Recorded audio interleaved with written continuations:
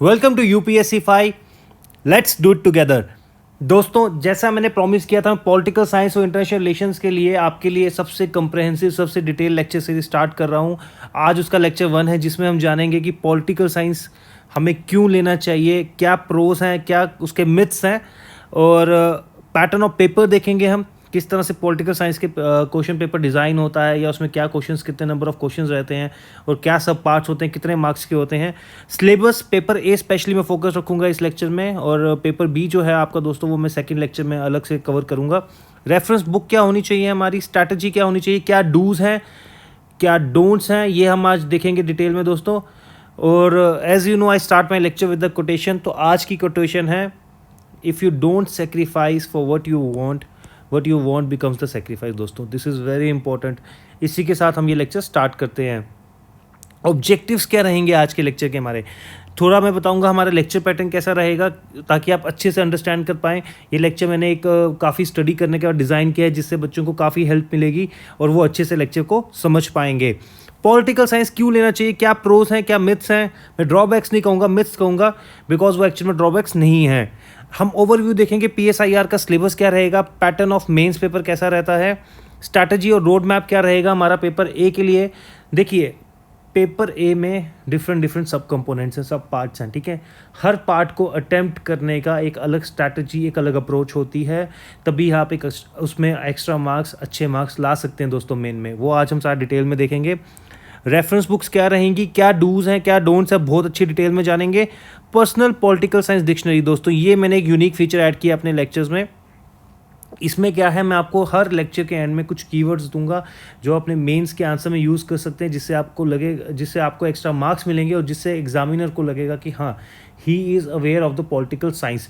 हर thinker ने अपनी एक अलग अलग कीवर्ड्स यूज़ किए हुए हैं, तो वो सारे मैं थिंकर्स के लेक्चर्स के एंड में भी वो दूंगा आपको कीवर्ड्स, और वो आप अपनी एक पर्सनल पॉलिटिकल साइंस डिक्शनरी उससे बना सकते हैं दोस्तों। पैटर्न ऑफ लेक्चर देखते हैं जल्दी से।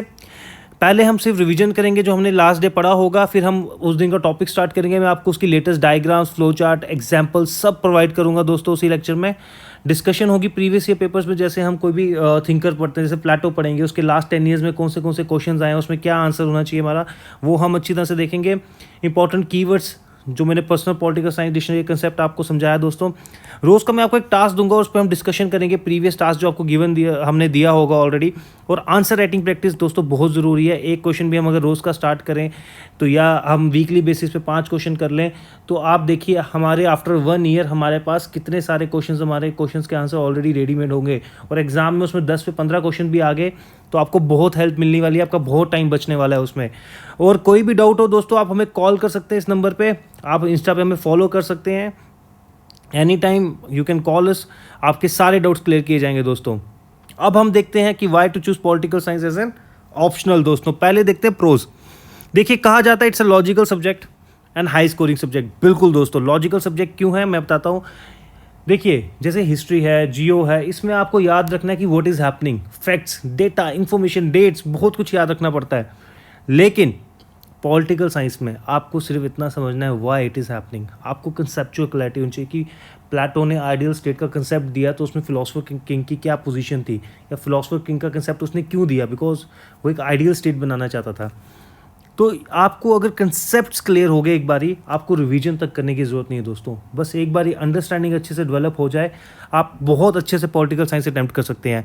और साथ में आप लोगों को दोस्तों ये Indian polity GS2, ethics GS4, modern history GS1 में भी बहुत हेल्प करने वाला है आपको। Modern history, Indian polity, ethics में बहुत ज़्यादा ओवरलैपिंग है आपकी पॉलिटिकल साइंस की दोस्तों। और अगर आपने पॉलिटिकल साइंस अच्छे से पढ़ लिया तो आप इसमें भी GS पेपर्स में भी बहुत अच्छा कर सकते हैं दोस्तों। देखिए, साथ में मैं पैरेलली आपको बताऊं, कहा जाता है it's a very dynamic subject. देखिए, UPSC जो है वो itself is a very dynamic. लोग कहते हैं कि भाई पॉलिटिकल साइंस डायनेमिक है, करंट अफेयर्स है, इंटरनेशनल रिलेशंस हैं, बहुत कुछ कवर करना है, ऐसा कुछ नहीं है।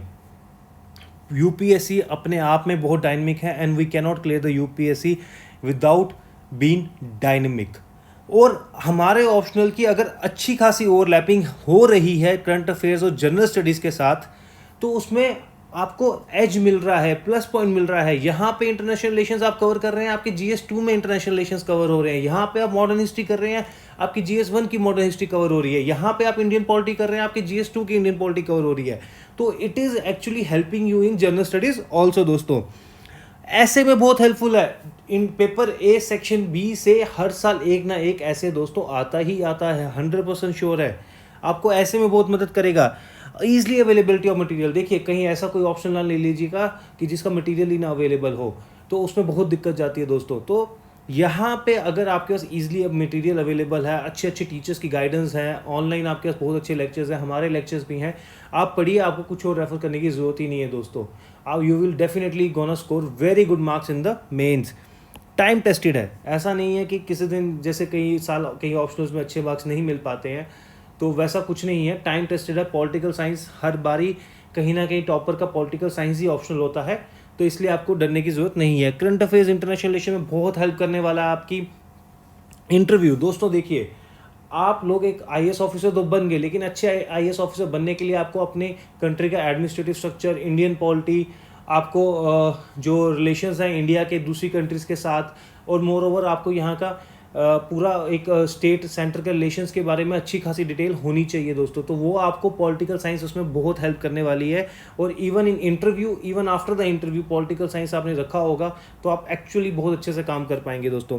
एक्सपेक्टेड पेपर है, हर साल जो भी हैपनिंग हो रही होती है आप इजीली प्रेडिक्ट कर सकते हैं कि इस साल क्या पूछा जाएगा, इस साल क्या पूछा नहीं जाएगा दोस्तों। मिथ्स देखते हैं। Political thoughts are very complicated. देखिए मैं आप पॉलिटिकल थॉट्स की लेक्चर सीरीज स्टार्ट कर रहा हूँ, आप खुद सुनिएगा, खुद समझिएगा। अगर आपको लगेगा कि कॉम्प्लिकेटेड है आप आसानी से छोड़ सकते हैं, लेकिन अगर आप एक बार ये अच्छे से समझ के पॉलिटिकल साइंस की पॉलिटिकल थॉट्स जो है वेस्टर्न पॉलिटिकल थॉट्स, आप बिलीव मी आपको रिवाइज तक करने की जरूरत नहीं पड़ेगी दोस्तों, आप बहुत अच्छी आंसर लिख सकते हैं उसमें। लेंथी सिलेबस, आज ही मैं आपको बताऊंगा दोस्तों कि सिलेबस एक्चुअल में दिखता लेंथी है, लेकिन इतना लेंथी है नहीं है। बहुत से कंसेप्ट्स हैं, टॉपिक्स हैं जो उनकी ओवरलैपिंग है। जैसे आप वेस्टर्न पॉलिटिकल थॉट्स कर लेंगे तो आइडियोलॉजीज आपकी अपने आप वहीं से कवर हो जाएगी, और जब आइडियोलॉजीज में जो थोड़े एक्स्ट्रा पॉइंट्स है वो कवर करेंगे तो आपकी थ्योरी कवर हो जाएगी। ओवरलैपिंग है, लेंथी इतना नहीं है सिलेबस। स्ट्रिक्ट मार्किंग कहा जाता है कि स्ट्रिक्ट मार्किंग है, जैसे पब्लिक है, पब एड है, उसमें जो जियो है, सोशो, इसकी तरह पॉलिटिकल साइंस में स्ट्रिक्ट मार्किंग है। आप खुद जानते हैं कि हर साल जो टॉपर्स होते हैं उनमें से कहीं किसी ना किसी का पॉलिटिकल साइंस ऑप्शनल होता ही होता है। इवन द रैंक 1 जो जैसे टीना रावी थी, she was also having a political science as an optional.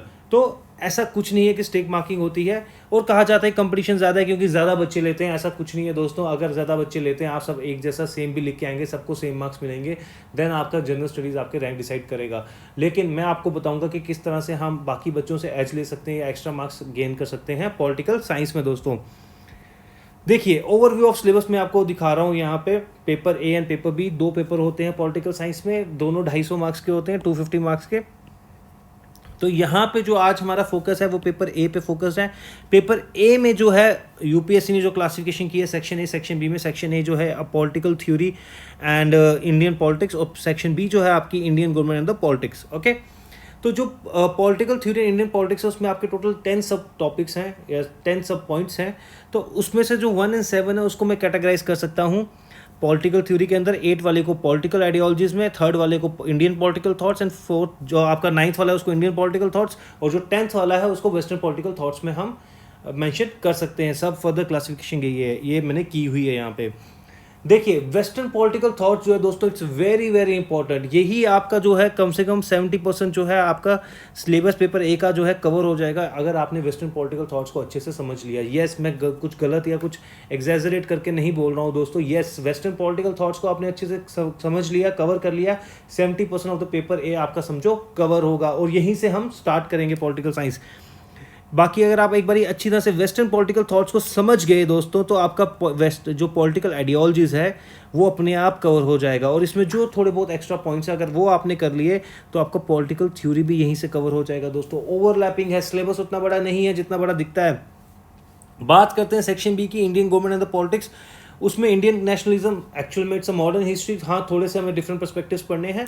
उसके बाद आता है इंडियन कॉन्स्टिट्यूशन। इंडियन कॉन्स्टिट्यूशन आपको पता है, इंडियन पॉलिटी वो आपको GS2 के लिए भी पढ़ना है। हाँ, GS2 में थोड़ा डायनेमिक है, यहाँ पे थोड़ा स्टैटिक है। यस, यहाँ पे स्टैटिक है, वहाँ पे डायनेमिक है, तो वो हम देखेंगे आज डिटेल में। और मिसलेनियस टॉपिक के अंदर आप पढ़ेंगे कम्युनलिज्म, सेकुलरिज्म, कास्टिज्म, रीजनलिज्म, बहुत से छोटे छोटे सब टॉपिक्स हैं, करंट अफेयर से ही कवर हो जाते हैं ये टॉपिक्स। आज हम सारा ये दोस्तों डिटेल में जानेंगे। पेपर बी के लिए मैं अलग से लेक्चर बनाऊंगा और उसमें हम डिटेल में इसको कवर करेंगे दोस्तों। अगर स्टिल कोई डाउट होगा यू कैन कॉल अस। देखिए पहले हम देखते हैं पैटर्न ऑफ पेपर। टोटल जो होता है 8 क्वेश्चन पूछे जाते हैं दोस्तों। इसमें आपको 8 क्वेश्चन में जो क्वेश्चन नंबर 1 और 5 है वो कंपलसरी होता है। यस, कंपलसरी होता है और इसके 5 सब पार्ट्स होते हैं, ईच इज 10 मार्क्स। देखिए मैं ये चीज़ें इसलिए बता रहा हूँ कि अगर before starting for the political science and optional आपको दिमाग में क्लियर होना चाहिए। हमारा एंड मोटिव है एग्जाम क्लियर करना दोस्तों। अगर हमें पता होगा कि यूपीएससी क्या पूछती है, कितना पूछती है, कैसे मुझे अपने अटेम्प्ट करना है, उसी तरीके से हम प्रिपरेशन कर सकते हैं। जैसे कई लोग क्या करते हैं, जो गलती कर देते हैं, जो मैं डोंट में बाद में बताऊंगा, कि किसी टॉपिक में जो टॉपिक मोस्टली 10 मार्क्स का पूछा जाता है या मैक्सिमम 20 मार्क्स का क्वेश्चन ही पूछा जाता है, 200 वर्ड्स या 300 वर्ड्स में आपको ख़त्म करना होता है, तो आप उसके लिए 4 पेजेस 5 पेजेस एक ऐसे टाइप पूरा बना लेते हैं नोट्स। वो बिल्कुल गलत अप्रोच है। आपको पॉइंट्स वाइज लिखना चाहिए। आपको पता होना चाहिए कि ये क्वेश्चन अगर मुझे 10 मार्क्स आएगा, मुझे कहाँ पे रोकना है। देखिए टाइम कंस्ट्रेंट बहुत ज़्यादा है यूपीएससी के मेंस में। बच्चे इसलिए लास्ट में क्वेश्चन छोड़ आते हैं। नहीं, हमें पता होना चाहिए। हमें सबको बहुत ज़्यादा आता होता है, लेकिन हमें पता होना चाहिए कि इसमें से सबसे इंपॉर्टेंट पॉइंट्स कौन से हैं और हमें अपने आप को कहाँ पे रोकना है दोस्तों। फर्स्ट, और अब वापस आते हैं पैटर्न ऑफ पेपर। फर्स्ट और 5th क्वेश्चन जो है कंपलसरी है, सब पॉइंट्स 5 होते हैं, each is of 10 marks. And then जो रेस्ट ऑफ द क्वेश्चन है उसके 3 सब पार्ट्स होते हैं। ए पार्ट जो होता है वो 20 मार्क्स का होता है, B and C is of the 15 marks. देखिए यहाँ पे आपको ये चीज़ ज़रूर पता होनी चाहिए कि 10 मार्क्स का क्वेश्चन जो है 150 वर्ड्स के आपने अटैम्प्ट करना है। 15 मार्क्स वाला क्वेश्चन जो होगा उसको 220 to 225 वर्ड्स में आपको लिखना है, और 20 मार्क का क्वेश्चन को आपने 300 वर्ड्स में ख़त्म करना है। ज़्यादा लिखने की ज़रूरत नहीं है दोस्तों। तो इन टोटल आपको 3 आवर्स में 3500 to 3700 आपको वर्ड्स लिखने होते हैं। इसकी प्रैक्टिस होनी चाहिए पहले से आपको, तभी ये चीज़ें दिमाग में क्लियर होनी चाहिए कि मुझे कितना लिखना है, किस क्वेश्चन के लिए, कितने मार्क्स वाले क्वेश्चन के लिए, और टोटल पेपर में कितने वर्ड्स पूछे जाएंगे। रफली आपको 10 मार्क्स क्वेश्चन के लिए दोस्तों 7 मिनट्स देने हैं, तो बाकी क्वेश्चन के लिए आप रिस्पेक्टिव टाइम बना सकते हैं। ठीक है दोस्तों, ये चीज़ को दिमाग में रखते हुए हम सब स्टार्ट करते हैं। देखिए paper A, political theory and the Indian politics. इसमें मैंने आपको बताया 10 सब पार्ट्स हैं। पार्ट 1 से लेके 7 तक मैं क्लासीफाई करता हूँ एज अ पॉलिटिकल थ्योरी।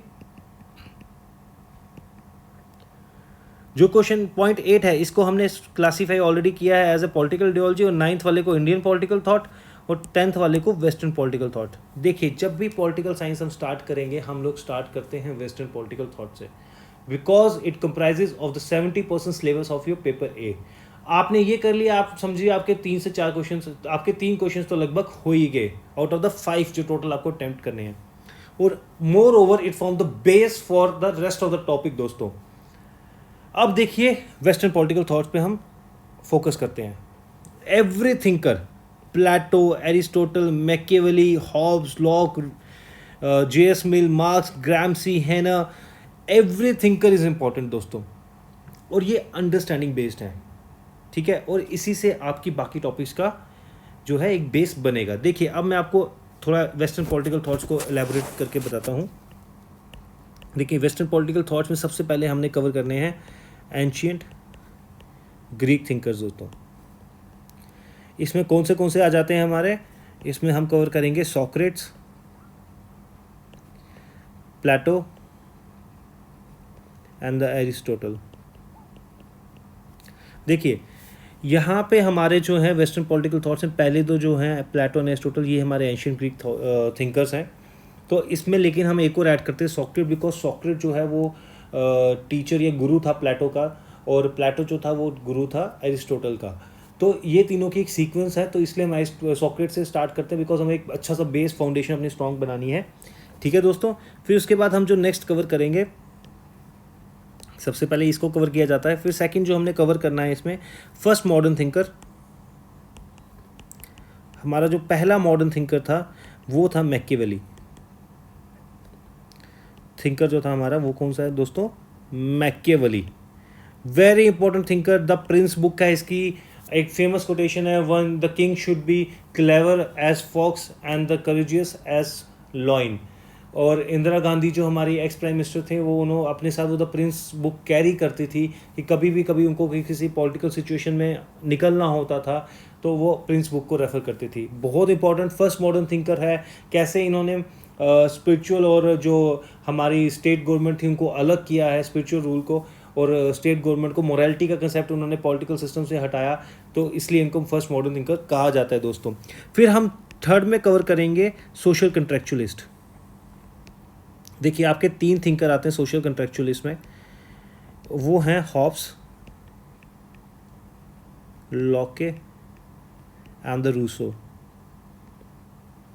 देखिए सिलेबस में देखिए, अभी तक हमने ये 3 के बारे में जान लिया कि इनको कैसे कवर करना है दोस्तों। अब आते हैं हॉब्स और लॉक। रूसो हमारे सिलेबस में नहीं, लेकिन रूसो की general will is a very important theory, वो पूछी जाती है, वो हमने पढ़नी है। ये एक्चुअली 3 थिंकर थे, इन तीनों ने सोशल कंट्रेक्चुअलिस्ट का कंसेप्ट दिया था। सोशल कंट्रेक्चुअलिस्ट क्या हो गया, इन्होंने एक स्टेट ऑफ नेचर बताई। स्टेट ऑफ नेचर एक्चुअली एक इमेजिनरी प्री एग्जिस्टेंट स्टेट के एग्जिस्ट करने से पहले सिचुएशन थी कि लोग कैसे रहते थे जब स्टेट नहीं होती थी, तो क्यों लोगों ने आके एक कंट्रैक्ट, सोशल कंट्रैक्ट बनाया और स्टेट का फॉर्मेशन किया। हॉब्स का अपना कुछ कहना था, लॉक का कुछ अपना कहना था, रूसो का कुछ अपना कहना था दोस्तों।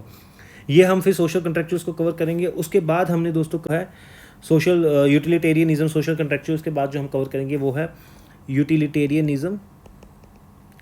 देखिए यूटिलिटेरियनिज्म में क्या है, ये इसका जो फेमस लाइन है, greatest happiness of the greatest number. इसमें हमें 2 चीज़ें पढ़नी है। इस पे सबसे पहले हमने बेंथम पढ़ना है, एंड देन उसके बाद J.S. मिल। एक्चुअली बेंथम जो था वो फादर था J.S. मिल का। उन्होंने यूटिलिटेरियनिज्म की एक आइडियोलॉजी दी थी जिसमें बहुत ज़्यादा फ्लॉस कहा गया था कि है, उसको J.S. मिल ने बाद में रेक्टिफाई किया था, और हमारे सिलेबस में अगर हम देखें तो हमें J.S. मिल है दोस्तों। उसके बाद हम सबसे इंपॉर्टेंट थिंकर, जो द मोस्ट इंपॉर्टेंट है दोस्तों, मार्क्स। मार्क्सिज्म जिसके कंसेप्ट है, एक्चुअली हम देखेंगे जितने भी थिंकर्स हैं उनकी जो कंसेप्ट्स थे, जो उनके थॉट्स थे, आज तक एक्चुअल में रियलाइज नहीं हो पाए, लेकिन marks was the only thinker दोस्तों जिसके कम्युनिज्म का कंसेप्ट आज भी दुनिया में लागू है दोस्तों। रशिया, चाइना, मतलब he is a father of the communism, और इन्होंने इतना बढ़िया कंसेप्ट, और इन्होंने जो ग्राउंड लेवल पे बात की, इन्होंने कहा कि थिंकर्स जो बातें बोलते हैं बहुत बढ़िया बातें बोलते हैं, लेकिन आज तक उससे एक्चुअली मिला क्या है हम लोगों को। तो marks was the practical thinker and the first thinker जिसकी एक्चुअल में बातें जो है आज भी इम्प्लीमेंटेड दोस्तों हैं। तो मार्क्सिज्म में हम सबसे पहले पढ़ेंगे हीगल, बिकॉज हीगल से बहुत ज़्यादा इंस्पायर्ड थे मार्क्स। हमें सिलेबस में नहीं है, फिर वहाँ से हम पढ़ेंगे Marx, and then the Marx के बाद हम पढ़ेंगे जो अगले मार्क्सिस्ट थिंकर हैं, ग्रैम्सी। तो आप सिलेबस में देखेंगे यहाँ पे हमारे को मार्क्स हैं, ग्रैम्सी हैं। तो इसके बाद हम हीगल इंक में हम एक ऐड करेंगे, बिकॉज हीगल के जो डायलेक्टिक मेथड्स और अलग मटेरियलिज्म के मेथड जो उसको, वो आइडियलिस्टिक थिंकर थे, मार्क्स मटेरियलिस्टिक थे। तो लेकिन जो हीगल से, तो he was so much inspired, और हीगल की कहीं ना कहीं मैथडोलॉजी और उनकी जो थॉट्स थे उनसे इंस्पायर होकर उन्होंने उसको रेक्टिफाई करके एक अपना उसको व्यू देके, व्यू पॉइंट देके रिप्रेजेंट किया है दोस्तों।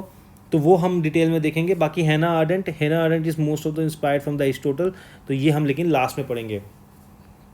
तो इस तरह से आपके पॉलिटिकल थॉट्स को दोस्तों हम कवर करेंगे। जब आपके पॉलिटिकल थॉट्स कवर हो जाएंगे दोस्तों, तो उसके बाद हम लोगों को देखना है पॉलिटिकल आइडियोलॉजीज़। पॉलिटिकल आइडियोलॉजीज़ जो हैं, इसमें से देखिए क्वेश्चंस नहीं पूछे जाते हैं, लेकिन सबसे इस समय इंपॉर्टेंट है feminism and the fascism. Because आप लोग जानते हैं जैसे वर्ल्ड में फासिज्म का राइज हुआ था, अभी फिर डिक्लाइन हो रहा है। जैसे ट्रम्प पावर में आए थे अब, लेकिन Biden is now is in the power. जैसे चाइना में मतलब Jinping has declare himself to be the president till he achieve the age of the retirement, ठीक है ना, for life time. Actually for life time उन्होंने अपने आप को डिक्लेयर कर दिया है। तो हम देखेंगे वैसे ही रशिया में, right, and even in Turkey. तो कहीं ना कहीं जो अथॉरिटेरियन गवर्नमेंट का राइज हो रहा है, उससे फासिज्म जो है कंसेप्ट बहुत इंपॉर्टेंट बन गया, और आजकल आप देखते हैं बड़ी सी डिबेट्स में वर्ड यूज़ भी किया जाता है। तो नेक्स्ट जो इंपॉर्टेंट आइडियोलॉजी है फेमिनिज्म। आप देखते हैं अभी वेस्ट बंगाल इलेक्शंस ओवर हुए, उसमें भी फेमिनिज्म का काफ़ी कंसेप्ट था कि भाई हमारा जो फेमिनिस्ट लड़कियों के लिए हम काफ़ी कुछ करना चाहते हैं। Mamata Banerjee was like pitching on this ideology, like being a female I want to do something for the girls, for the ladies. तो ये चीज़ को लेके काफ़ी कंसेप्ट अभी भी चल रहा है। तो फेमिनिज्म को लेके भी इंपॉर्टेंट है इस समय काफ़ी दोस्तों।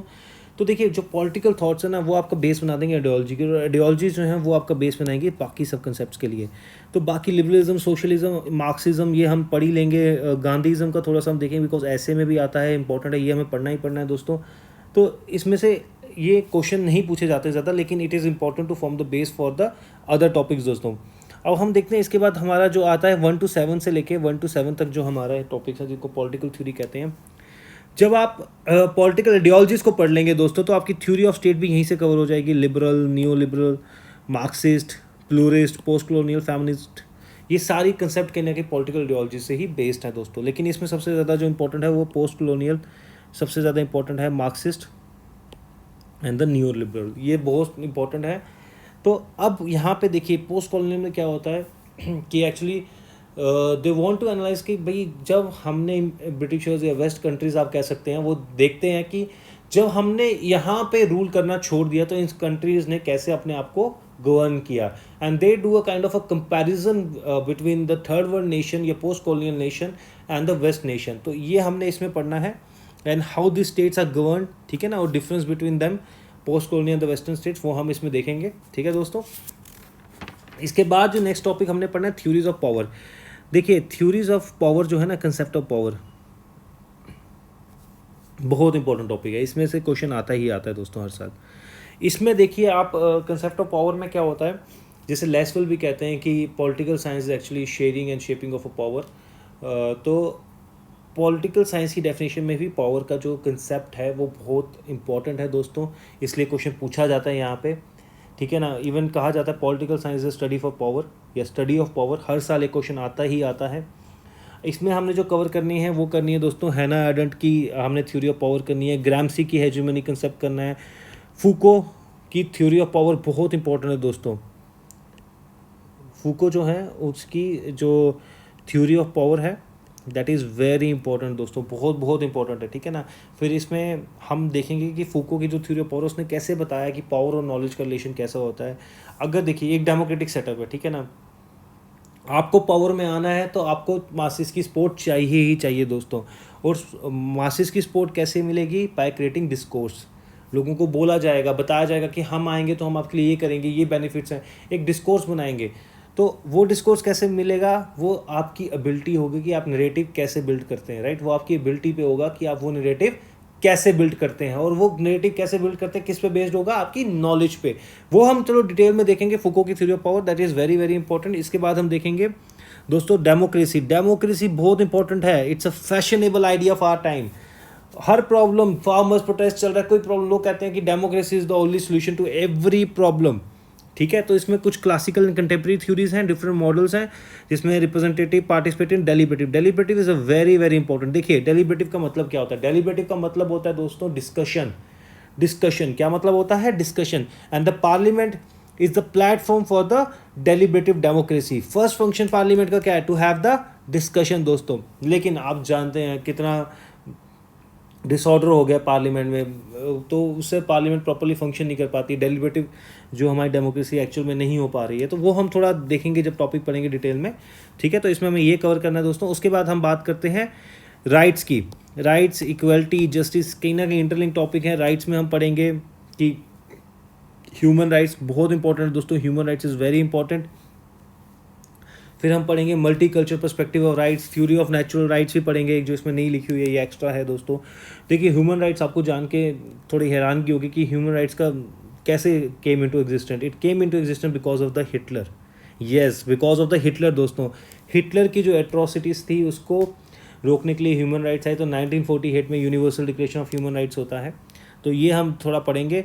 फिर हम देखते हैं जो मैंने आपको बताया, एक हमने पढ़ना है multi culture perspective of rights. इसमें हम बात करते हैं प्रोटेक्शन ऑफ मिनॉरिटी राइट्स, और हम देखेंगे कि किस तरह से वेस्टर्न मॉडल ऑफ सेकुलरिज्म और हमारे मॉडल में डिफरेंस है। देखिए वहाँ पे क्या होता है कि वहाँ पे एवरीवन इज ट्रीटेड इक्वल, ठीक है, लेकिन इंडियन कॉन्स्टिट्यूशन में मिनॉरिटीज़ को स्पेशल राइट्स भी दी गई हैं। तो ये थोड़ा एक मेन डिफरेंस है जो हम डिटेल में देखेंगे। फिर उसके बाद हम बात करते हैं दोस्तों जस्टिस की। Justice as you know is the core concept of the political science. जब हम प्लेटो शुरू करेंगे हम देखेंगे तब से ही जस्टिस की बातें की जा रही थी कि justice is very very important दोस्तों। इसमें रॉल्स थ्योरी ऑफ जस्टिस है, रॉल्स की सबसे इंपॉर्टेंट थ्योरी है। रॉल्स की जो थ्योरी ऑफ जस्टिस है इट्स वेरी वेरी इंपॉर्टेंट, हर साल एक क्वेश्चन पूछा जाता है, इसके क्रिटिक्स से भी पूछा जाता है। तो ये हमने सब पढ़ना है। इसकी 3 बुक्स हैं एक्चुअल में। तो पहले फर्स्ट बुक से पूछा जाता था, वो खत्म हो गया क्वेश्चन, तो सेकंड बुक से पूछा जाता है दोस्तों। फिर हम बात करते हैं इक्वलिटी की। इक्वलिटी में हम बात करेंगे एफर्मेटिव एक्शंस की, ठीक है ना। Affirmative actions very important. Affirmative actions हो गए when you do some actions for the upliftment of the backward classes या बैकवर्ड पीपल। ठीक है ना, socially and economical backward people. तो यहाँ पे अमर्त्य सेन की एक इक्वलिटी ऑफ कैपेबिलिटी है, अमर्त्य सेन जीएस नोबलिस्ट, अमर्त्य सेन उनकी एक अमर्त्य सेन जी की इक्वलिटी ऑफ कैपेबिलिटी की बुक आती, कंसेप्ट है कैपेबिलिटी ऑफ इक्वलिटी, वो हमें पढ़ना है, वो बहुत इंपॉर्टेंट है, ठीक है। इक्वलिटी ऑफ कैपेबिलिटी एक्चुअल में जो कंसेप्ट दिया उन्होंने, तो वो हमने पढ़ना है यहाँ पे। फिर उसके बाद हम देखेंगे पॉलिटिकल थ्योरी, ये लास्ट में पढ़ेंगे दोस्तों। मीनिंग एंड अप्रोचेस डिटेल में बाद में देखेंगे। अप्रोचेस इसमें जैसे हम पढ़ेंगे कि बिहेवियरलिज्म, पोस्ट बिहेवियरलिज्म, कैसे एक मुहिम चली, रेवोल्यूशन चला पॉलिटिकल साइंस में कि we should make the political science as a science actual में। तो ये भी एक डिबेट है कि पॉलिटिकल साइंस एक आर्ट है कि साइंस है, तो ये सब हम जानेंगे। बिहेवियरलिज्म, पोस्ट बिहेवियरलिज्म अप्रोच पढ़नी है, वो एक क्वेश्चन कंफर्म्ड है इसमें से। तो इस तरह से दोस्तों पेपर ए सेक्शन है आपका कवर होगा। आई होप आपको समझ आएगा। कोई भी डाउट होगा दोस्तों, इसमें एक कंसेप्ट बस रह गया, इंडियन पॉलिटिकल थॉट्स। देखिए जैसे नेशनलिस्ट गवर्नमेंट अभी पावर में, तो इसलिए यहाँ पे अरविंदो जी के ज़्यादा क्वेश्चन पूछे जाते हैं, जो नेशनलिस्ट थिंक करते हैं वो ज़्यादा पूछे जाते हैं। लेकिन इसमें से सारे थिंकर्स पढ़ेंगे हम, ज़्यादा बड़े नहीं हैं, छोटे छोटे कंसेप्ट हैं। मैं आपको बताऊंगा कहाँ से पढ़ने, 40-50 पेज के नोट्स हैं, वहीं से आपके अच्छे से कवर हो जाएंगे दोस्तों। तो इस तरह से पेपर ये सेक्शन ये हमारा कवर हो जाता है दोस्तों। इवन आपको यहाँ पे जो गांधी जी, आप अंबेडकर, एम.एन. रॉय, ये सब पढ़ेंगे, तो यहाँ पे आपको वो एसेज में भी काफ़ी हेल्प करेगा। तो इस तरह से हमारा पेपर ये सेक्शन ये है। अब इसको अप्रोच क्या है दोस्तों करने की, तो जो वेस्टर्न पॉलिटिकल थॉट्स मैंने बताया उससे स्टार्ट करेंगे। उसमें आपको कीवर्ड्स यूज़ करने हैं, थिंकर के कंसेप्ट समझने हैं, आपको किस तरह से स्टार्ट करना है वो डिटेल में जब वेस्टर्न पॉलिटिकल थॉट्स में स्टार्ट करूँगा तब बताऊँगा। तो आई होप आपको समझ आया होगा, सेक्शन है पेपर है। अब हम देखते हैं बुक्स जो हमें रेफ़र करनी है दोस्तों। वेस्टर्न पॉलिटिकल थॉट्स की बात करेंगे, दो बुक्स हैं, ब्रेन एंड आर नेल्सन और Sushila Ramaswamy, Subrata Mukherjee, Sushila Ramaswamy. I will suggest you, ये आप अगर आपको रीडिंग का शौक है, एज अ नॉवल टाइप आपको पढ़ना है तो ये आप पढ़ सकते हैं। लेकिन अदरवाइज आप सिर्फ ये बुक पढ़ें तो that is more than sufficient दोस्तों, सुब्रता मुखर्जी एंड सुशीला रामास्वामी। फिर बात करते हैं Indian political thoughts, V R Mehta, only one book, this book you have to refer. पूरा आपका अच्छे से बहुत बढ़िया तरीके से आपके इंडियन पॉलिटिकल थॉट्स करोगे। अगर नहीं तो आप MPSC की 004 इग्नो के नोट्स हैं, ये आप ये रेफर कर सकते हैं। इससे आपके जो है इंडियन पॉलिटिकल थॉट्स जो हैं वो आपके अच्छे से कवर हो जाएंगे। पॉलिटिकल थ्योरी की बात करेंगे, OP Gaba sufficient, no other book need to refer. हाँ, लेकिन कहीं अगर पॉलिटिकल थ्योरी आपको थोड़ा लगता है कि नहीं मुझे कुछ एक्स्ट्रा ऐड करना है, तो देन राजीव भार्गवा आप रेफर कर सकते हैं दोस्तों।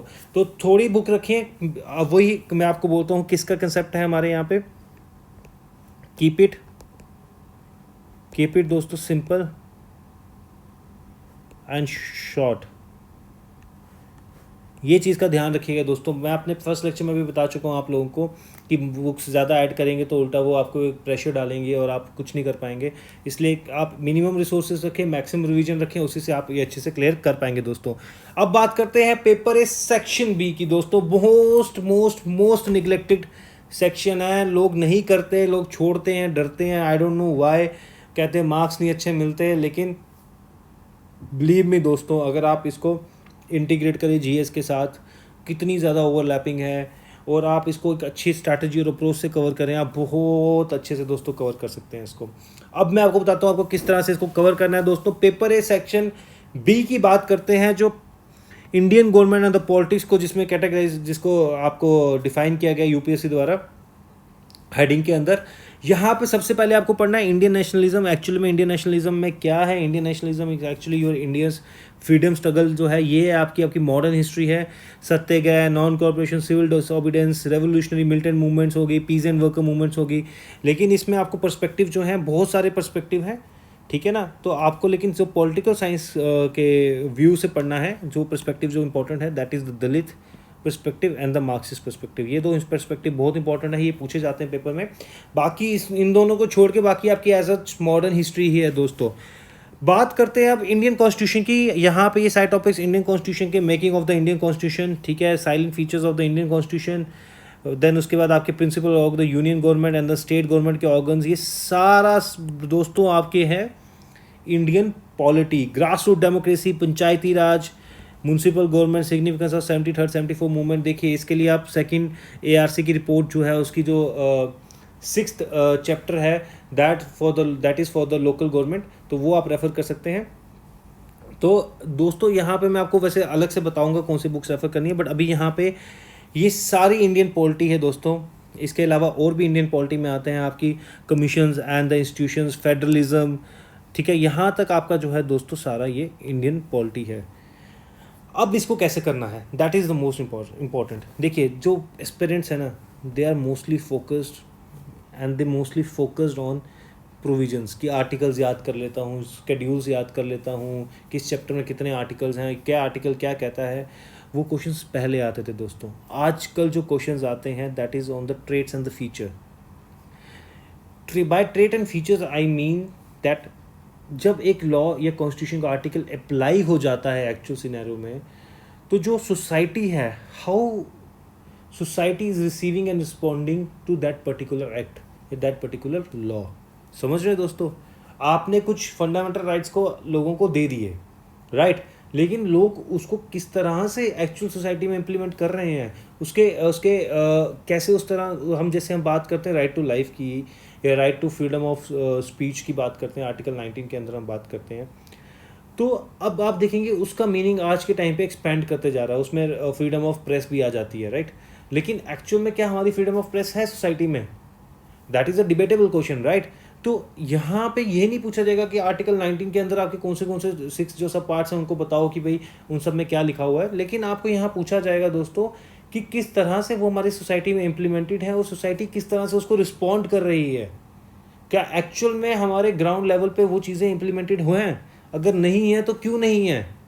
आप समझ रहे हैं, that is provisional based question पहले आते थे, अब उसके ट्रेड्स एंड फीचर्स पे क्वेश्चन पूछे जाते हैं दोस्तों। अब बात करते हैं कि एक्स्ट्रा मार्क्स कैसे ऐड करनी है दोस्तों। तो एक्स्ट्रा मार्क्स ऐड करने के लिए आपने यहाँ पे 3 चीज़ों का कंसेप्ट निकालना है, जो मैंने बहुत से स्टूडेंट्स को बताया है। 3 चीज़ों का कंसेप्ट क्या है? पहले तो आपने सबसे पहले इंटरप्रिटेशंस, ठीक है दोस्तों, इंटरप्रिटेशंस एंड री इंटरप्रिटेशंस। ध्यान से सुनिएगा, ये बहुत इंपॉर्टेंट है, निगलेक्टेड सेशन है, लेकिन इसको मोस्ट ऑफ द लोग भी नहीं करवाते हैं, मुझे नहीं समझ आता क्यों। पर इसमें ये है कि इसमें अगर आप कहते हैं कि मार्क्स ज़्यादा नहीं आते, जो मैं आपको भी 3 फॉर्मूला देने वाला हूँ, इसको अगर आप अप्लाई कर लेंगे, you will score an extra marks in the Indian polity, GS as well as in the optional दोस्तों। Interpretation and reinterpretation of supreme court, ये आप अपने आंसर में ऐड करेंगे, ठीक है दोस्तों। दूसरी, कमेटीज़, जितनी भी कमेटीज़ और कमीशन की रिकमेंडेशंस और रिपोर्ट्स हैं, उनको अपने आंसर में ऐड करेंगे। और द लास्ट वन, ठीक है, commentaries by the scholars, commentaries by the scholars. अब मैं आपको समझाता हूँ ये क्या 3 चीज़ें हैं। जब आप इंडियन पॉलिटी का आंसर अटेम्प्ट करेंगे पेपर में, आप जो पूछा गया ऑब्वियसली उससे रिलेटेड तो बताएंगे, लेकिन अगर आंसर में आप लिखेंगे कि as per the interpretation by the supreme court, और अपनी इंटरप्रिटेशंस को कई बार सुप्रीम कोर्ट री इंटरप्रिटेट करता है, ठीक है, तो अगर वो आपको आंसर में आप वो चीज़ें लिखेंगे तो आपको डेफिनेटली एक्स्ट्रा मार्क्स मिलेंगे दोस्तों। सुप्रीम कोर्ट की जो वेरियस जजमेंट और इंटरप्रिटेशन अपने आंसर में उनको यूज़ करना सीखिए दोस्तों। सेकंड चीज़ क्या यूज़ करनी है, जितनी भी कमेटी और कमीशन है उनकी रिपोर्ट्स, रिकमेंडेशंस, जितनी भी रिकमेंडेशंस हैं दोस्तों, इंपॉर्टेंट रिकमेंडेशंस हैं, कहीं से भी चुन के रख लें, हम भी बताएंगे आपको, और आप भी कहीं से लेके उसको अपने पास नोट बना सकते हैं अलग से। जहाँ पे मिलेगा दोस्तों उसको चिपका दीजिएगा, you will get definitely gonna get extra mark. Tested है ये फॉर्मूला दोस्तों। लास्ट चीज़ क्या करनी है आपने, कमेंट्रीज बाय स्कॉलर। देखिए वो स्कॉलर जिन्होंने हमारे कॉन्स्टिट्यूशन को अच्छी तरह से पढ़ा है, ये स्कॉलर्स हैं दोस्तों, जैसे कि हमारा गेल्विन ऑस्टिन, अर्नेस्ट बर्कर, ये कुछ ऐसे स्कॉलर्स हैं जिन्होंने इंडियन कॉन्स्टिट्यूशन को बहुत डिटेल वे में पढ़ा है और अपनी उस पर इंटरप्रिटेशन से कमेंट्रीज दी हैं। जब वो भी आप आंसर में यूज़ करेंगे, you are definitely going to get the extra marks दोस्तों। याद रखिएगा, दिस इज़ द की मंत्रा, या आप कह सकते हैं एक फॉर्मूला कि इंडियन पॉलिटी में किस तरह से हम एक्स्ट्रा मार्क्स दोस्तों ले सकते हैं। और अगर इसके बाद भी आपको कुछ टाइम मिले तो जो डिबेट्स होती हैं पार्लियामेंट पे, देखिए पार्लियामेंट में डिबेट्स होती हैं, उनका थोड़ा ध्यान रखिए। मैंने बताया आपको अपने स्ट्रैटेजी लेक्चर में कि किस तरह से पीएसआर वेबसाइट पे हम रह सकते हैं, कि उससे हमें पता चलता है पार्लियामेंट में क्या हो रहा है क्या नहीं हो रहा है, या पीआईबी पे भी रेफ़र कर सकते हैं, उसमें गवर्नमेंट की नई स्कीम्स हैं, तो वो चीज़ें रहती हैं। और आप करंट अफेयर्स ऐड कर सकते हैं वही पीएसआर और पीआईबी की साइट पे जाके, ठीक है, वो मैं अभी आपको फिर से एक बार बताऊँगा। तो ये सब आपको करना है। इसके अलावा आपको पता है जुडिशरी जो है, यहाँ पे ये judicial view, basic structure, doctrine, ये सब जुडिशरी से रिलेटेड बहुत क्वेश्चन पूछे जाते हैं। यहाँ पे साइलेंट फीचर्स है, फंडामेंटल राइट्स है, preamble, federalism, centre state relation, inter water dispute, local self government, ठीक है ना। Then the commission, all commission are important आप, लेकिन इस समय इलेक्शन कमीशन बहुत इंपॉर्टेंट चल रही है, बिकॉज इलेक्शन कमीशन जो है दोस्तों, आपके इलेक्शन कमीशन पे इस समय क्वेश्चन मार्क उठे हुए हैं उसकी इंटीग्रिटी को लेकर, है इंस्टीट्यूशनल क्राइसिस चल रहा है किस्म से कहा जा रहा है। तो this become very important for this year, तो ये चीज़ आपको पढ़ने की ज़रूरत है। फिर बात करते हैं हमारे यहाँ पे caste, religion, ethnicity in Indian politics. General topic है, करंट अफेयर से हो जाएगा। प्लानिंग एंड डेवलपमेंट में आपको यहाँ पे Nehruvian and the Gandhian perspective, ये थोड़ा सा आपको देखना है। लैंड रिफॉर्म, ग्रीन रेवोल्यूशन, ये आपको इतना नहीं पूछा जाता है, लेकिन हाँ करंट अफेयर से हम बेसिक तो पढ़ ही सकते हैं कि क्या क्या इकोनॉमिक रिफॉर्म्स हमारे यहाँ पे हो रहे हैं। तो उसके बाद यहाँ पे आपको कास्ट, रिलीजन, एथनिसिटी जो है इंडियन पॉलिटिक्स, ये आपको करंट अफेयर से मिल जाएगा, कैसे हमारी पॉलिटिक्स में कास्ट का क्या रोल है। तो कई लोग जैसे अब भी देखिए इसमें भी एक इसको जो ये सेक्शन है ना दोस्तों, जिसको मैंने मिसलेनियस नाम दिया है, इसको अटेम्प्ट करने की भी एक अलग से अप्रोच है दोस्तों, बिलीव मी, इसको अटेम्प्ट करने की भी एक अलग से अप्रोच है। आप एक्चुअल में देखेंगे ये सब जो है ये एक्चुअल में कुछ नहीं है, ये सारी चीज़ें एक्चुअल में आपकी पोस्ट इंडिपेंडेंस की बातें हैं दोस्तों। ये आपके पोस्ट इंडिपेंडेंस जो आप हिस्ट्री पढ़ेंगे, इवन पोस्ट इंडिपेंडेंस, तो उसी में आप ये चीज़ें कवर कर लेंगे दोस्तों। लेकिन अब इसको अटेम्प्ट करना है हमने पॉलिटिकल साइंस में, तो उसमें किस तरह से अटेम्प्ट करेंगे दोस्तों? उसमें अटेम्प्ट करने के लिए आपको यहाँ पे एक चीज़ देखना है कि यहाँ पे जो थियोरेटिकल पर्सपेक्टिव्स हैं studied by the many scholars, different scholars, वो देना है हमें। आप समझ रहे हैं दोस्तों? जैसे मैं एग्जांपल लेता हूँ कास्ट सिस्टम की। कास्ट सिस्टम में आप पढ़ेंगे रजनी कतौरी सर, उन्होंने कांग्रेस सिस्टम कंसेप्ट दिया। ही यूज्ड टू कंसीडर कि भाई जो कास्ट सिस्टम है एक्चुअली में हमारी सोसाइटी के लिए अच्छा है, बिकॉज लोगों को अपनी आवाज़ उठाने का मौका नहीं मिलता है, और लोगों को जब कास्ट सिस्टम होता है उससे एक कम्युनिटी बन जाती है और लोग अपने वॉइस को और इफेक्टिवली गवर्नमेंट के सामने रख सकते हैं। ठीक है, ये एक अप्रोच थी रजनी कोठारी सर की। हाँ जी, ही वॉज सर। तो उसके बाद निकोलस जैसे एक हैं, निकोलस डर्क्स की बात करते हैं। वो उनका कहना है कि जो कास्ट सिस्टम था it was never historical and centred to the Indian society. ये जो था कास्ट सिस्टम इंडिया में, ये सिर्फ मैट्रिमोनियल रिलेशन और डाइनिंग पर्पस के लिए ही यूज़ होता था। बाकी ऐसा कोई यहाँ पे प्रोफेशनली या हिस्टोरिकली मतलब देखा जाए तो कोई इतना सेंट्रल हमारी सोसाइटी में नहीं था, इतनी इंपॉर्टेंस नहीं थी कास्ट सिस्टम की, सिर्फ मैट्रिमोनियल और डाइनिंग पर्पस के लिए यूज़ करते थे। और जो ब्रिटिशर्स आए तो उनको समझ नहीं आया, they fail to understand it and made it central to their administration. और ब्रिटिशर्स ने 200 साल जब रूल किया तो उन्होंने कास्ट सिस्टम को हमारे यहाँ पे इस्टेब्लिश कर दिया, और then it became central to our social and administrative sphere. दोस्तों ये एक व्यू है निकोलस का, ठीक है ना। वैसे ही रजनी बताई, तो हमें यहाँ पे इस सेक्शन को अटेम्प्ट करने में क्या करना है, हमें देखिए जब कोई पूछेगा कास्ट सिस्टम, रिलीजन का, एथनिसिटी का इंडियन पॉलिटिक्स में क्या रोल है, हम सब लिख सकते हैं। कास्ट सिस्टम नहीं होना चाहिए, हमें कैंडिडेट पे कास्ट देख के वोट नहीं करना चाहिए, ये सब चीज़ें। लेकिन वो 10th तक या 12th तक अच्छा लगता है दोस्तों, या जनरल स्टडीज़ में भी अच्छा लग सकता है, लेकिन यहाँ पे ऑप्शनल में नहीं। ऑप्शनल में हमने अप्रोचेस देनी है by the many by the different scholars who have actually studied this topic. जैसे कास्ट सिस्टम की मैंने एग्जांपल दी, वैसे ही बाकी टॉपिक्स को करने के लिए जितने भी स्कॉलर्स या अप्रोचेस हैं डिफरेंट, किसी का कोई और व्यू पॉइंट है, किसी का और कोई व्यू पॉइंट है, वो हमने इसमें अच्छी तरह से देखना है दोस्तों। आई होप आप लोगों को समझ आया होगा। बाकी बात करते हैं party system, pressure groups, electoral behaviour, ये सब करंट अफेयर बेस्ड है, पोस्ट इंडिपेंडेंट है किस्म का, ये भी इंडिपेंडेंस की बात कर रहे हैं। लेकिन हम लोग ये प्रेशर ग्रुप्स और इलेक्टोरल बिहेवियर, ये सब चीज़ें हम लोग कहाँ से कवर कर सकते हैं? Political parties, regional, national. जिस तरह से TMC won the West Bengal election, तो एक रीजनल पॉलिटिकल वहाँ पे पॉलिटिकल एक किस्म के आप कह सकते हैं जो पार्टी है इस समय रोल प्ले कर रही है स्टेट्स में, लेकिन सेंटर में एक अलग बीजेपी का रोल है और स्टेट में कुछ अलग रहता है। तो वो किस तरह से एक रीजनल नेशनल पॉलिटिकल पार्टीज़ का रोल प्ले करती हैं डिफरेंट पॉलिटिकल पार्टीज़, वो हमने पढ़ना है। ये मोस्टली करंट अफेयर से कवर होगा। सोशल मूवमेंट दोस्तों, human rights, women movement, environmentalist movement, ये सब इंपॉर्टेंट है। No question of the UPSC can be without the women's movement, तो इसलिए पढ़ लेना बहुत इंपॉर्टेंट है, करंट अफेयर बेस्ड ही रहेगा दोस्तों। तो ये सारा हमने पढ़ना है। बात करते हैं पेपर ए सेक्शन बी की रेफरेंस बुक की दोस्तों। इंडियन नेशनलिज्म के लिए आप मॉडर्न हिस्ट्री के लिए आप बीएल ग्लोवर या अलका मेहता पढ़ सकते हैं। अगर आप विपिन चंद्रा ही सिर्फ पढ़ लें, ये आपको जीएस में हेल्प करेगी। स्पेक्ट्रम और ये दोनों पढ़ लें आप, जीएस में आपके वही निकल जाएगी। अलका मेहता चाहे आप रहने भी दे सकते हैं, विपिन चंद्रा पढ़ लें आप, मोर देन सफिशिएंट, आपको ये जीएस में भी हेल्प करेगी। तो मैं एक्स्ट्रा बुक्स नहीं देना चाहता आप लोगों को, ठीक है दोस्तों। तो यहाँ पे आप क्या करेंगे, Indian polity by Laxmikanth more than sufficient, GS के लिए भी यहाँ पे भी और कोई बुक रेफर नहीं करनी है दोस्तों। एक बुक को 3 बार ही पढ़ेंगे, बहुत अच्छे से कंसेप्ट की क्लैरिटी होगी, कुछ एक्स्ट्रा करने की जरूरत नहीं है दोस्तों।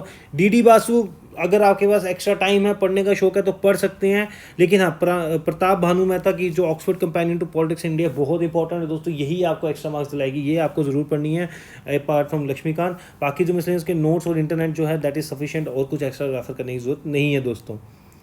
आई होप आपको क्लियर होगा। कोई भी डाउट हो you can call us any time दोस्तों। डू एंड डोंट्स बहुत इंपॉर्टेंट, यूपीएससी के लिए जो ऑप्शनल पॉलिटिकल साइंस है, इन डू एंड डोंट्स को जरूर देखेंगे और पढ़ें सुनेंगे, उसके बाद ही प्रिपरेशन स्टार्ट करना दोस्तों। सबसे पहले पुराने साल के जितने भी क्वेश्चन पेपर्स हैं 2008 से, उनको पकड़ें, सिलेबस को पकड़ें। जितनी जल्दी सिलेबस को अंडरस्टैंड करेंगे उतनी जल्दी प्रिपरेशन स्टार्ट कर पाएंगे दोस्तों। और टॉपिक वाइज देखें कि क्या रिक्वायरमेंट है हर एक पर्टिकुलर टॉपिक की दोस्तों। जब आपको पता चल जाएगा कि जैसे प्लेटो है तो प्लेटो से किस तरह से क्वेश्चन पूछे जा सकते हैं, एरिस्टोटल किस तरह से क्वेश्चन पूछे जा सकते हैं, या इंडियन पॉलिटी में किस तरह से क्वेश्चन पूछे जाते हैं या पूछे जा सकते हैं, तो आपको बहुत अच्छे से फिर आप समझ पाएंगे, अपनी प्रिपरेशन को उसी चैनलाइज उसी डायरेक्शन में कर पाएंगे। इसलिए सिलेबस और पुराने पेपरों को पहले समझना बहुत ज़रूरी है दोस्तों।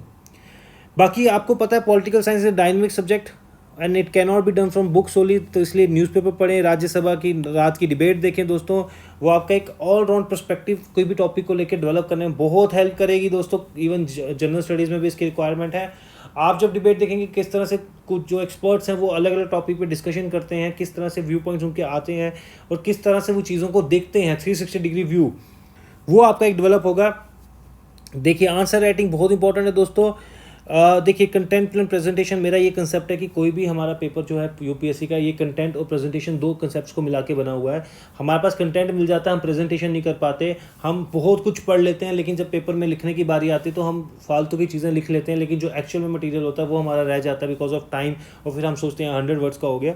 तो प्रेजेंटेशन पे आपको यहाँ पे प्रिपरेशन लिखा हुआ, ये एक्चुअल में प्रेजेंटेशन है दोस्तों। प्रेजेंटेशन पे आपको फोकस करना है। तो प्रेजेंटेशन कैसे करना है, आप क्या कहते हैं, एक क्वेश्चन करें रोज़ का इनिशियली, या वीकली 5 से 6 क्वेश्चन करें, तो वही मैंने आपको बताया साल में आपको कितने क्वेश्चन हो जाएंगे। उसके बाद प्रीलिम्स जब देख कर आएंगे तो रोज़ का एक पेपर करना है दोस्तों। Yes, 1 paper daily. जब आप रोज़ का एक पेपर करेंगे 3 आवर्स का, आपको पेपर में बहुत हेल्प मिलेगी। जब आप एक्चुअल मेंस में 3 आवर्स में बैठेंगे, आपने कम से कम भी 30 से 40 से 50-60 बारी भी आपने जब एक बारी कर लिया होगा अटेम्प्ट 3 आवर्स का पेपर, आपको बहुत हेल्प मिलने वाली है। Divide your preparation different phases, ठीक है, फेज वाइज मैनर में करें। वो मेरा फर्स्ट लेक्चर आप देख सकते हैं, उस पर स्ट्रैटेजी को लेके किस तरह से ऑप्शनल को हमें अप्रोच करना है। Extra points for every topic, and extra points का सोर्स क्या रहेगा दोस्तों, न्यूज़पेपर एंड मैगजीन्स। ओके, और start analysing things, start asking why it is happening rather than what is happening. जैसे मैं समझा चुका हूँ, इट्स अ लॉजिकल ऑप्शनल। तो यहाँ पे आपको पूछना है कि why this particular thing is happening. Facts छोड़ दीजिए, कितने क्यूबिक लीटर पानी छोड़ा नहीं छोड़ा, या कितने रिलेशंस में हमने टैंक उनको दिए या मिलिट्री सप्लाई ली, ये सब चीज़ें छोड़ें। आपको ये सब नहीं, पर क्यों इंडिया की इस समय यूएस के साथ अच्छी बन रही है, जबकि एक टाइम पे इंडिया रशिया के साइड था, सोशलिज्म की तरफ था, कैपिटलिज्म की तरफ जा रहा है। तो क्यों, वाई दिस इज हैपनिंग। तो start asking this question. You should be courageous like a lion and clever like a fox, don't be wise like a Socrates. देखिए सॉक्रेट को वाइजेस्ट मैन कहा जाता था, लेकिन वो बाद में एक फिलोसोफर बन गया और उसको जहर पिला दिया गया। वैसा नहीं बनना है हमें, लॉयन की तरह करेजियस बनना है और फॉक्स की तरह क्लेवर बनना है।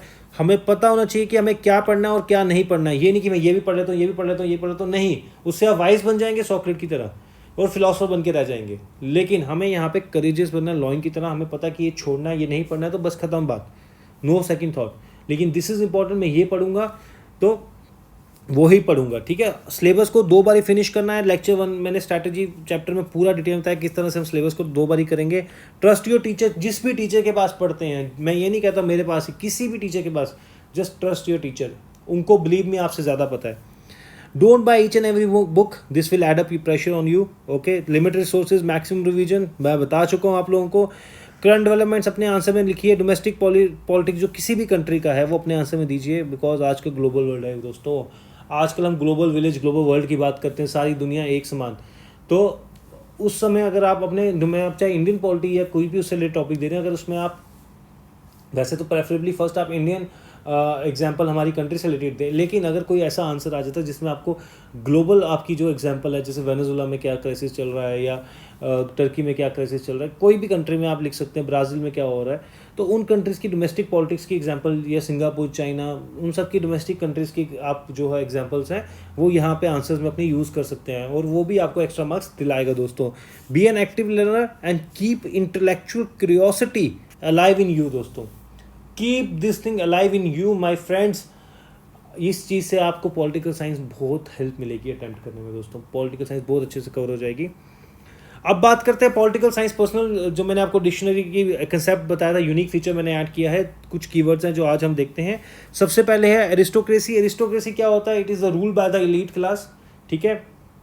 कुछ फ्यू नोबल्स होते हैं या एलीट होते हैं, तो वही सिर्फ रूल करते हैं, ऐसा माना जाता है दोस्तों। Autocracy and monarchy, both are same. It is the government by the like in one individual having a absolute power, a system of government in which an individual, one person rules with the absolute power. लेकिन autocracy में रहता है कि it's a selected one, monarchy में रहता है it's a hereditary one, ठीक है ना। ये मैंने मोनार्की के लिए आपको पिक भी दी है। बात करते हैं एनार्की की। Anarchy is a state of lawlessness, ठीक है। आपने देखा होगा कई सीएम्स कई बार बोल देते हैं कि it's absolute anarchy, state lawlessness की स्टेट है हमारे इस समय सिचुएशन है हमारी स्टेट में, तो इसलिए एनार्की वर्ड भी rather than using the lawlessness या कि भाई सिचुएशन ख़राब थी, you can use the word anarchy. Minority की बात करते हैं। Minority actually is a non dominate section, ठीक है ना। तो मल्टीकल्चरलिज्म क्या होता है? Multiculturalism is actually a school of thoughts which talk about the protection of the minorities, ठीक है ना। तो ये याद रखें, multiculturalism means it's a school of thought which talk about the protection of the minorities. तो this are the some keywords you can use in answer in your answer related to political science दोस्तों। तो इसी के साथ lecture खत्म करते हैं। कोई भी क्वेश्चन हो, you can call us on this number, you can follow us on Insta. Thank you so much दोस्तों। थैंक